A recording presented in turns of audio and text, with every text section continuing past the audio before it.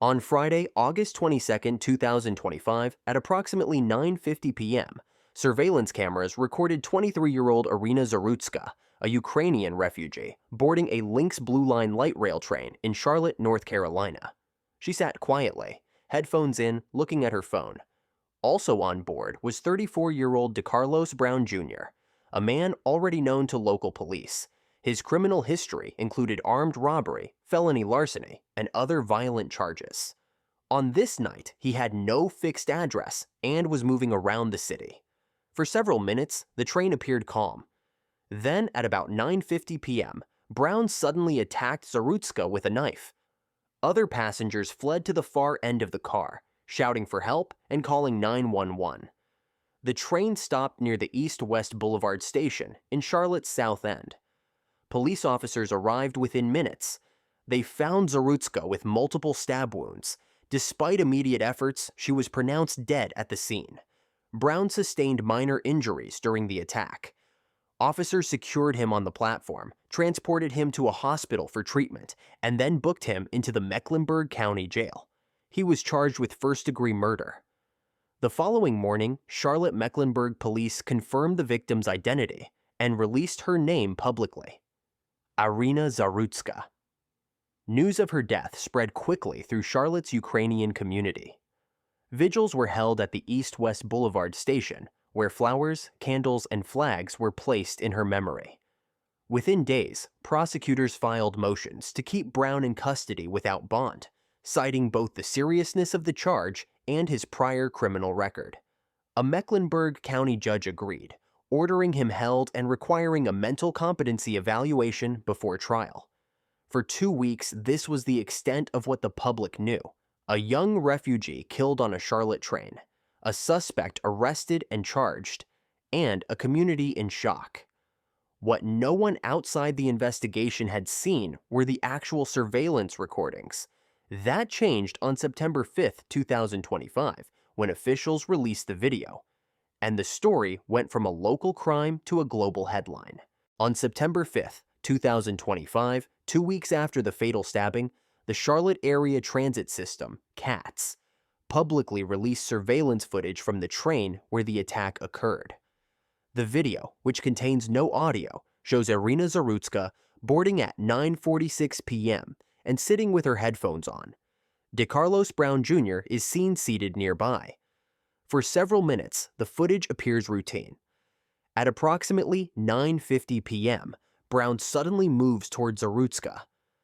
The stabbing itself is not shown in graphic detail, but passengers are seen reacting in panic, running to the far end of the car, pounding on the doors, and attempting to call for help. The release of the video generated immediate national and international attention. News outlets across the United States, Europe, and Ukraine carried the footage, emphasizing the fact that Zarutska was a refugee who had fled the war in Ukraine. On social media platforms including TikTok, Twitter, and YouTube, clips of the surveillance footage spread rapidly, gaining millions of views within hours. Hashtags linked to her name trended worldwide. Many commenters expressed outrage that a young refugee who survived war could be killed on public transit in the U.S. Public scrutiny focused heavily on Brown's criminal history. Records confirmed that he had prior convictions for armed robbery, felony larceny, and other offenses. Critics questioned why someone with this background was free to ride public transit without supervision. In Charlotte, the Ukrainian community organized additional vigils following the video release. Mourners gathered again at the East-West Boulevard station, placing flowers and Ukrainian flags at the site of the attack. The release of the footage shifted the case from a local crime story into a global debate about public safety, repeat offenders, and protections for vulnerable communities. After his arrest on August 22, 2025, Decarlos Brown Jr. was charged with first-degree murder in the death of Iryna Zarutska.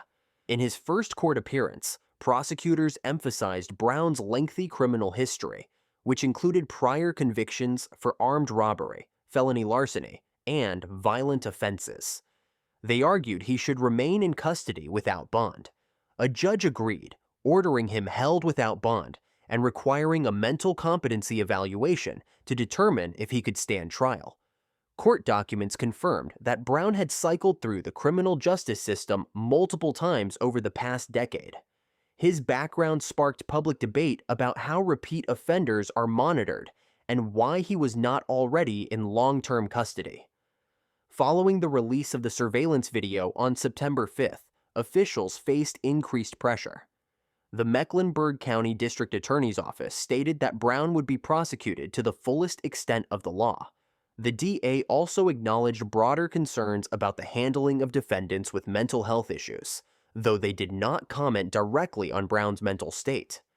The mayor of Charlotte issued a public statement after the video's release, expressing condolences to Zarutska's family and promising to review transit security. City leaders confirmed that CATS would evaluate current safety protocols, including the presence of security staff and surveillance monitoring.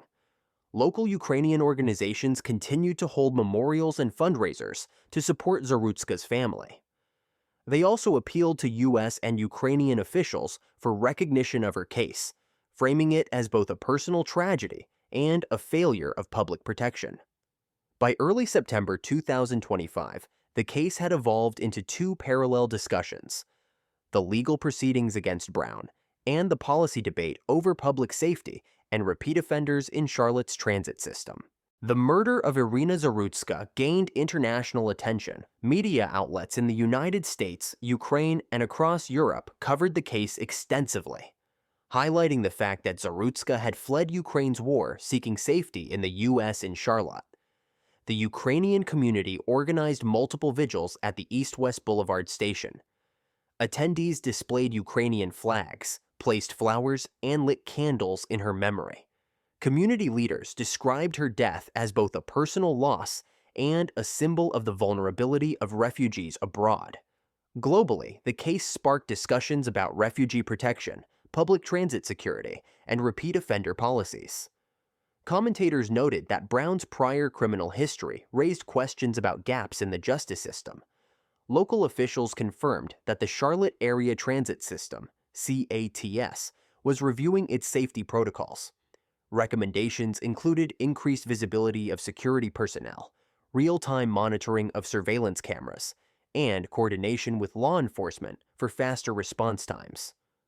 The Mecklenburg County District Attorney's Office reaffirmed its commitment to pursuing first-degree murder charges against Decarlos Brown Jr. His competency evaluation was ordered, and further hearings are expected as the case moves toward trial. For the international community, Zarutska's story became a high-profile example of a refugee surviving war, but falling victim to random violence in the U.S.-Ukrainian officials, and advocacy groups abroad expressed condolences and called for stronger protections for displaced citizens.